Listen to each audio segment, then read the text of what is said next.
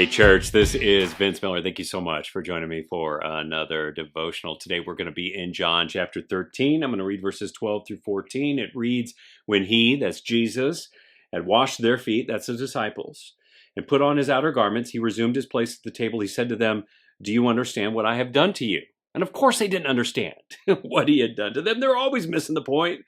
Then he says, "You call me teacher and Lord, and you are right, for so I am. If I then, your Lord and teacher, have washed your feet, you also ought to wash one another's feet."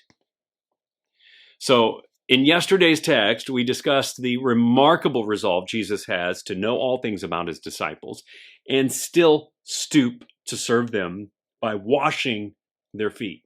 I mean, he knows everything they've done and even will do and stoops to serve them.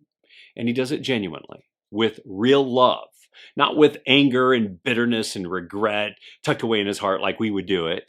He takes off his robe, he walks over, grabs a basin, and then washes each one's feet, including Judas's feet. I mean, that's incredible if you think about it. And does it in full love of him. But now, in today's text, we discover that he demands that they do the same.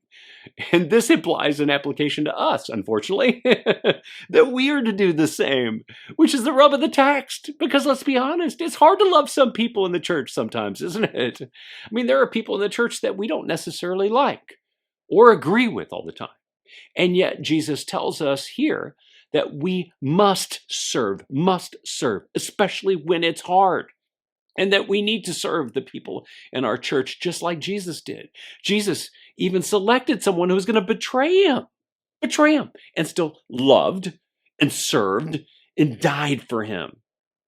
And further up in this chapter, John states that Jesus loved them all, including Judas, genuinely, to the very, very end.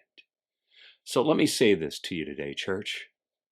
There are so many people I know who have run from the church because they have been hurt by the church. And I get it. People in the church don't always handle situations right. I have been hurt by those moments as well. But that's how redeemed people act sometimes.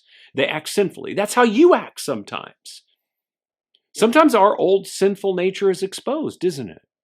And when it is, one way to admonish that person is to serve them in love as Jesus did. Because even though leaving might be necessary, if you haven't tried serving them first, then you missed the opportunity to get in a last word that might have a future effect on their soul, like this moment did for all these guys here. So, church, go serve another believer in the body of Christ today, because that's what this is about. It's about serving the body of Christ, and do it from a motivation of pure love, expecting nothing in return.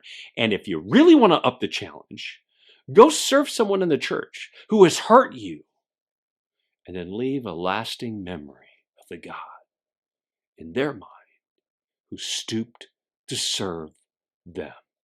I love you guys. I pray this blesses you. If it has, share it with someone else. And I'll see you right back here again tomorrow.